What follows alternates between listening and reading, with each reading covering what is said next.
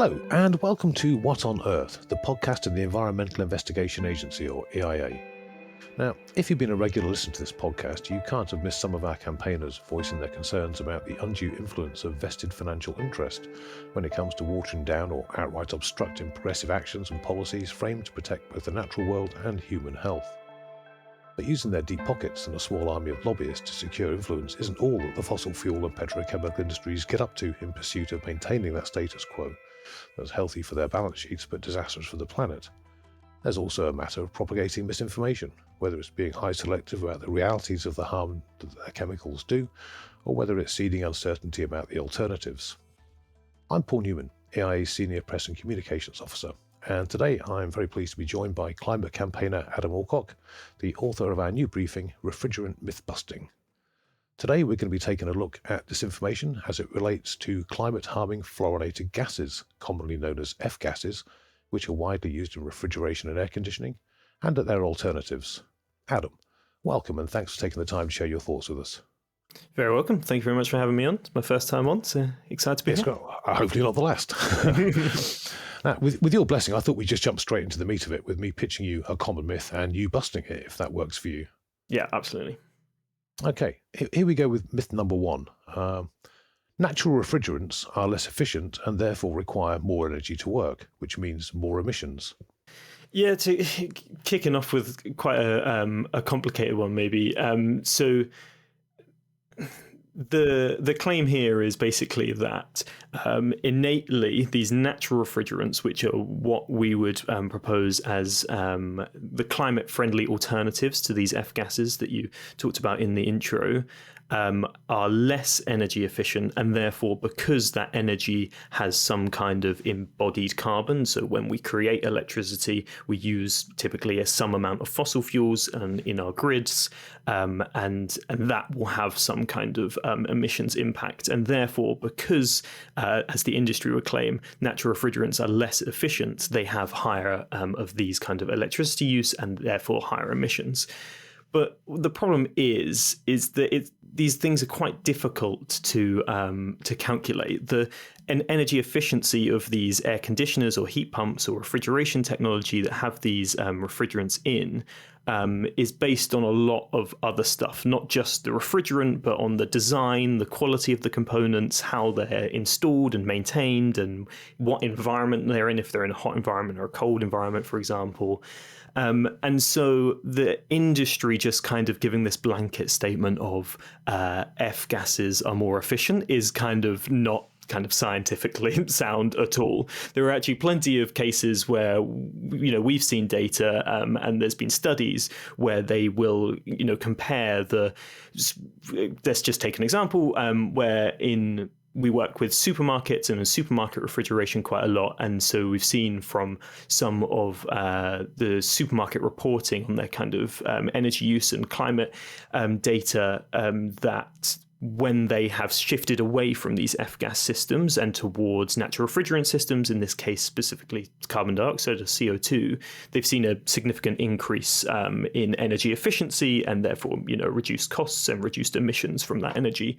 And there's similar studies for things like geothermal heat pumps, other types of heat pumps, air conditioners, mobile air conditioners in your car or in delivery vans or refrigerated trucks and things like that. So there's a lot of different kind of studies looking at this kind of stuff. So certainly I would be very skeptical when the industry makes a kind of blanket claim that F-gases are always more efficient. And if they're making a specific claim about a specific study, I would want to look at that study and understand exactly what they're comparing and making sure they're comparing apples to apples and not comparing, the cheapest, worst produced natural refrigerant system with the gold standard of F-gas system with the more expensive components that costs twice as much to build, because like everything, you're going to pay slightly more for a toaster that's more energy efficient than a cheaper one that isn't as energy efficient. So it works there as well. So yeah, I would be skeptical of those claims, and there's definitely cases where energy efficiency has been improved by natural refrigerants, so it can't be made as a blanket claim. Excellent stuff. If I could digress for a moment, when we talk about natural refrigerants, what do we actually mean by that, and why would we consider them natural as opposed to unnatural? Yeah, so I mean, all it means is that they are kind of prevalent already in the environment. So F gases, the ones that are created by the fluorochemical industry, are entirely man-made. They're entirely synthesized. They wouldn't occur naturally in the environment. Whereas natural refrigerants, things like carbon dioxide, propane, ammonia, even water, are things that occur naturally, that we make in industrial processes, but when they if they are emitted into the atmosphere, then they're already there. They're not kind of novel elements, if that makes sense. It does indeed. Thanks very much for that. It's not just for our listeners, but for me as well. It's always good to keep on top of what I'm talking about. On to myth number two. The energy usage of cooling systems is a far bigger factor than refrigerant selection in terms of greenhouse gas emissions, which means that direct emissions for refrigerants don't actually have much impact at all. Yeah, so I think this is kind of off the back of the last claim, where they claim that natural refrigerant systems are much more energy intensive and therefore much worse for the environment, which we kind of already just debunked a bit anyway. But even if we put that part to the side, their claim is that the energy emissions are, kind of the only thing that is important about these products, and the only thing that is generating emissions. And it's true that these are a large proportion of the emissions generated by a product, which is why it's good that natural refrigerant systems can be as energy efficient or more energy efficient than F-gas systems. But about a third of these products' emissions are from the direct leakage of refrigerants when we're talking about these highly climate damaging refrigerants. And so that's vital to take into account. If we move towards natural refrigerants, we can cut a third of those emissions straight away. And also, as we look to meet climate targets and governments want to kind of decarbonize their grids and scale up renewable energy and low carbon energy, the proportion of that, the emissions from these products that is coming from the direct refrigerant emissions as compared to the energy emissions is gonna change. And if we keep using these highly polluting refrigerants, then that's only going to increase. Excellent stuff. And on myth number three, and this is one that kind of quite startled me when I saw it in the report. F gases actually have a lower environmental impact than natural refrigerants. I'm sure the industry doesn't say it with a question mark at the end of it, but you get the idea. Yeah, so it's actually quite a weird claim that they make here, which is around the fact that some F gases, or they would claim kind of all F gases have a lower atmospheric lifetime than some natural refrigerants, which is true. Carbon dioxide has a relatively longer lifespan in the atmosphere than many F gases do, but it's not a blanket case scenario. Some of the other natural refrigerants like propane and ammonia have significantly lower atmospheric lifetimes, and some F gases have much longer ones. But the main kind of issue with the claim is that that's not how we would measure the climate impact of a gas. The way we measure a climate impact of a gas is through its GWP, or global warming potential, which is a measure of how much a unit of gas will impact the climate compared to carbon dioxide over a certain spell of time. And actually, this argument that these F gases that the industry produces leave the atmosphere more quickly than some of the natural refrigerants is actually arguably a reason that we should be cutting them down quicker. We know that scientists have warned of the danger of these kind of potential climate tipping points. So, for example, if we get to a certain point of global warming, the ice sheets will start to melt, and that's quite difficult to do, to kind of reverse over time. And so what we really need to be doing is kind of quick climate actions that are kind of the low-hanging fruit of climate action. And these kind of F gases are a perfect case for this because they have an outsized impact for the amount of these things that are being produced and being emitted. And we know that there are easily available alternatives in these natural refrigerants that can be relatively easily, especially when compared to some of the embodied carbon in the rest of our lives, they can be fairly easily swapped out. So they're a good candidate, actually, for serious climate action and quick climate action. One thing that the F-gas industry would maybe say in rebuttal to what I've just said, which maybe we'll tackle in a moment, is there are a new generation of these gases that have lower what we would call global warming potentials. So many of the F-gases that are used at the moment have global warming potentials hundreds or thousands of times more than carbon dioxide. There is a new generation of these gases that have lower emissions, but as we'll see probably as we tackle more myths, that's not the only thing that's important. There's a lot of stuff about their production emissions and other environmental issues with these gases that means that we should err on the side of caution and use natural refrigerants.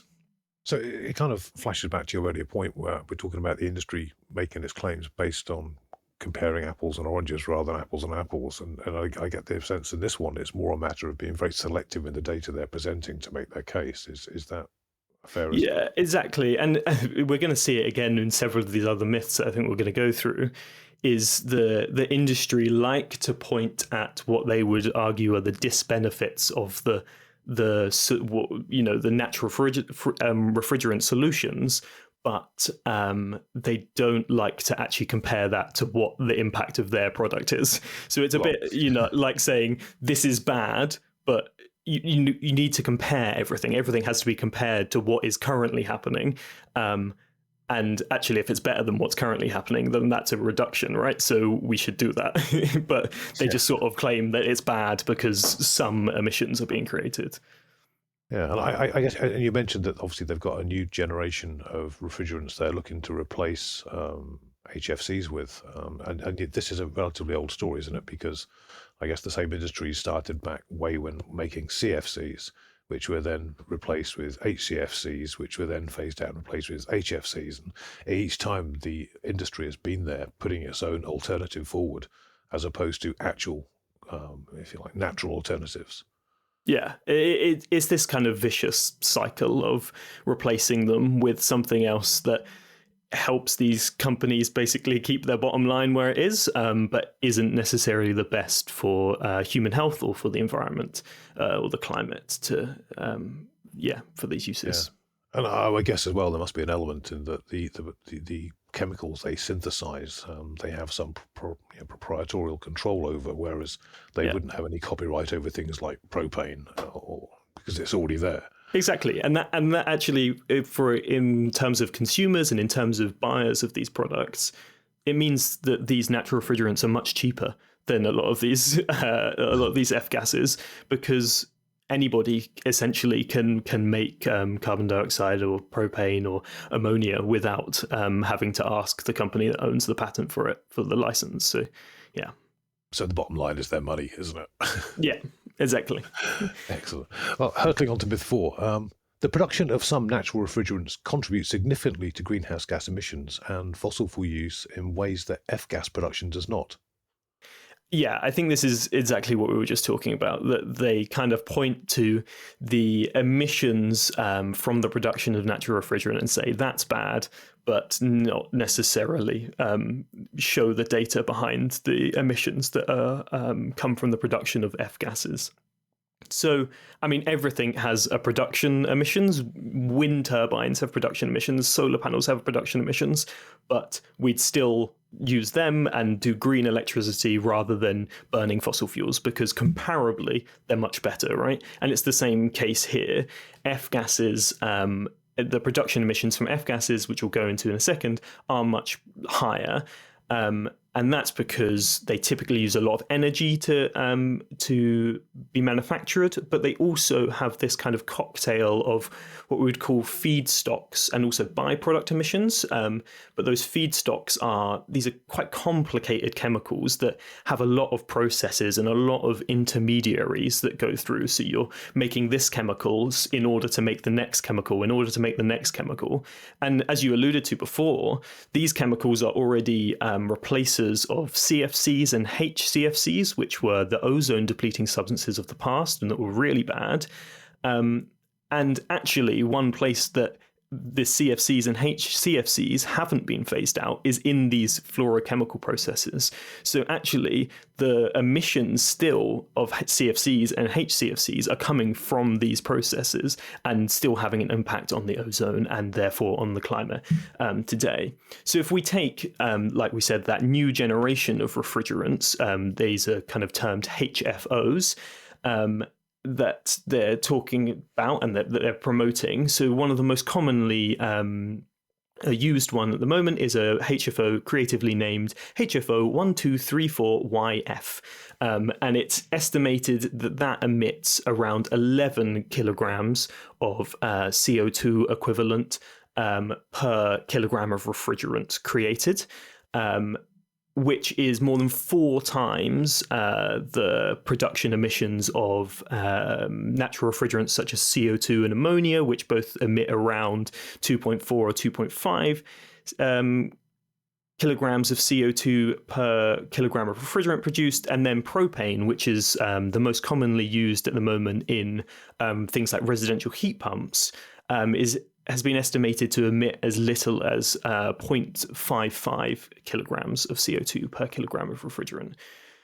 None of this is to mean that we shouldn't be trying to reduce the emissions of natural refrigerant production, because any amount of emissions reduction is good. And particularly kind of ammonia has had a lot of focus on the amount of emissions from its production. But, we need to compare this to what we're replacing. And clearly, the emissions are much lower than the production of F gases. Excellent. And a quick footnote, if you don't mind. You mentioned HFOs as this new generation of refrigerants. Dare I ask what HFO actually stands for? And yes, is it pronounceable? It is the hardest one to pronounce. So we had the other things, and that at the moment we're on to hydrofluorocarbons. So that's HFCs, and those are the ones with high global warming potentials, high climate impacts. And now we're moving on to HFOs, which are hydrofluoroolefins, which is difficult because it's the double O together. It doesn't really roll off the palate, does it? And these are the ones that have slightly, typically have lower GWPs, but have these kind of high production emissions, high feedstock emissions, or problems with feedstocks, and also, as I think maybe we'll get onto, some other kind of environmental concerns around them as well. So I guess they could be regarded as an improvement only if you discount the entire production process that brings them into being. Yeah, exactly. Like if you're just talking about direct emissions from products, they are emissions reductions. But we need to look at the entire life cycle and pick the best. Even some of these HFOs have GWPs that are more than. Even some of these HFOs have GWPs that are more than natural refrigerants. So if we want to do the biggest emissions reductions, then we should just go for these natural refrigerants because they have GWPs of 1 or less than 1. So it's kind of a no-brainer. Excellent stuff. On to myth number 5, and I can sort of see both the logic and the reverse logic of this one. F gases are vital for meeting the EU's climate targets and its heat pump rollout ambitions. That seems like such a contradiction to begin with. One of the very things that is driving climate change are F gases, and yet here the industry is saying actually they're kind of essential if we want to meet our climate targets. And it's like, huh? Yeah, so I guess if anybody doesn't know, heat pumps are this kind of technology that is going to is the prime candidate to decarbonize our heating of our homes and buildings. So replacing gas boilers and things and fossil fuel sourced heating with heat pumps. And any kind of heat pump is going to have a decarbonizing effect compared to a fossil fuel boiler. However, the F-gas industry would claim that for several reasons, that can't be done without F-gases, and those reasons just kind of don't hold up. So there are two main ones that I'll go through here are that the natural refrigerant transition, so moving heat pumps to natural refrigerants, would slow the adoption of heat pumps, or that the transition would increase the costs, that it would make heat pumps more expensive to buy and to run. So in terms of slow adoption, there's not really any reason to think that anymore.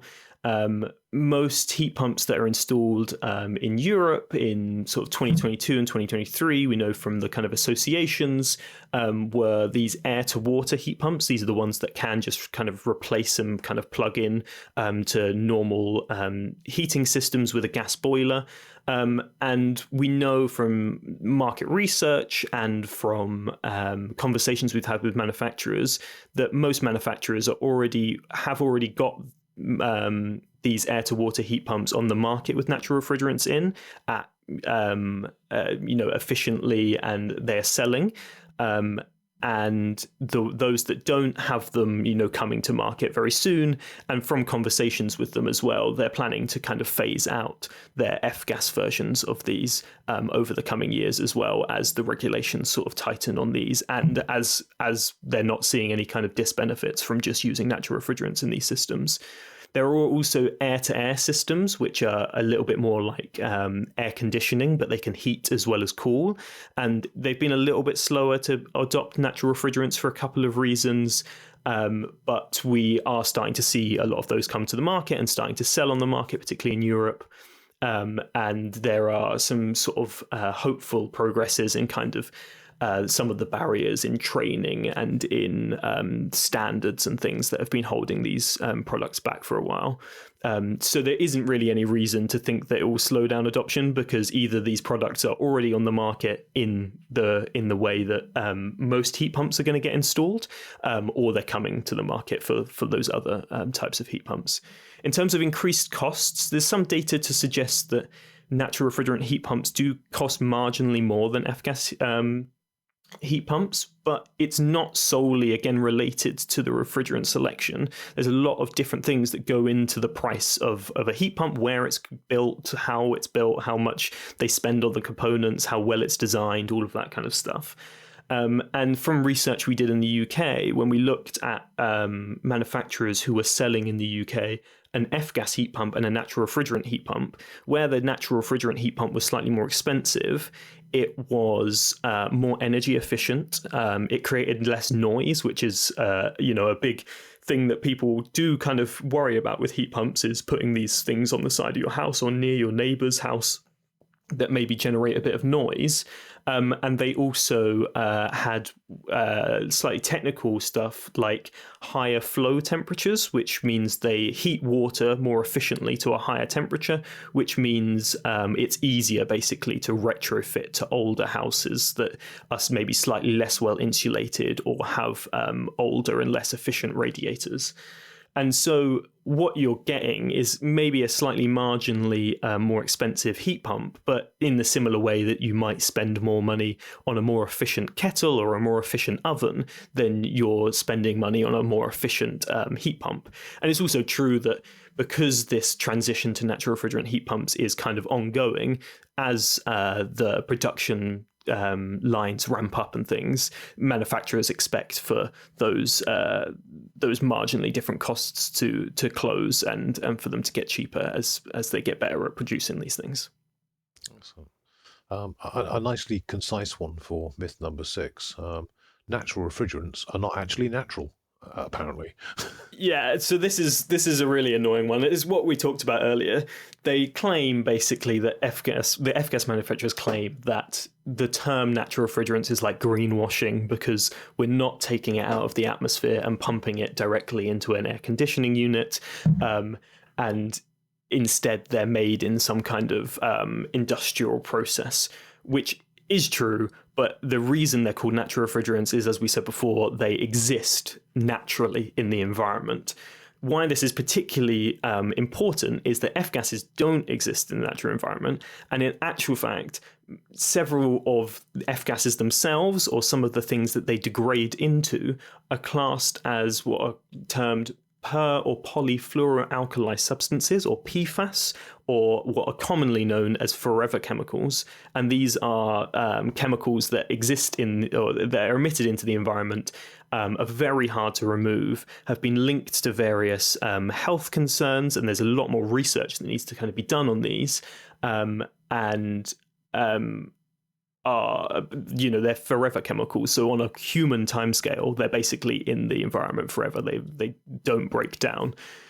So while there needs to be a lot more research, and while the links between some of these and human health impacts isn't 100% clear yet, because these things are incredibly difficult or incredibly expensive to remove from the environment once they're out there, it seems like a sensible thing to not keep emitting them until we know for sure that they're safe, because if we find out in 10 years' time that they're not safe and we've spent the last 10 years emitting a whole bunch of them, it's going to cost us a lot of money, and realistically it's going to cost a lot of people their health to recuperate these things if we find out that they have severe health impacts.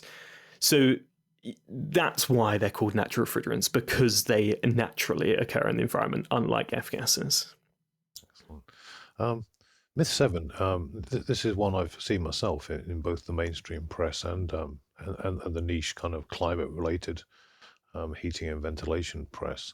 Is that CO2, or carbon dioxide, is in itself toxic, and that it presents unnecessary dangers to both users, i.e. the customers, and to those installing it. Yeah, this is, again, one of those kind of things of not picking a specific thing, a specific feature of a natural refrigerant and saying that this is why all natural refrigerants can't be used in any circumstance. All refrigerants, including F-gases, have safety considerations. They're not all, safe. You don't want just random people handling and installing this equipment. That's why for F-gases there's certification schemes for them to make sure that the people maintaining and installing these systems and handling the gases are certified and doing that safely and securely. And in the European regulation that will eventually phase out the worst or the most climate damaging type of these F-gases, HFCs, that we talked about earlier, there is provisions that basically make it mandatory for people working on natural refrigerants to also be certified. So while CO2 is toxic and other natural refrigerants have safety implications, F-gases also have safety implications, and the industry has been happy that they can safely install these F-gas things with correct certification and correct engineer training. And so we've seen a reason that we can't, train engineers and create these skilled jobs and ensure that these things are still being safely installed. So it's basically ignoring the fact that there are dangers to installing what the status quo gases, and that the same, if you like, the same attention should be given to all the other alternatives. So that obviously, whatever you're installing, you need to be an expert in installing it. Yeah, exactly. And that would be our call to any governments listening to this podcast, would be to institute natural refrigerant training as soon as possible, because this transition is happening. Manufacturers are already kind of doing it, and therefore we need a workforce ready to work with them and to make sure that they're working with them safely, and we can make the transition as successful as possible. Absolutely. And that brings us to the last myth on our list today. That's myth number 8, that the reclamation and resale of F-gases can prevent their negative environmental impacts.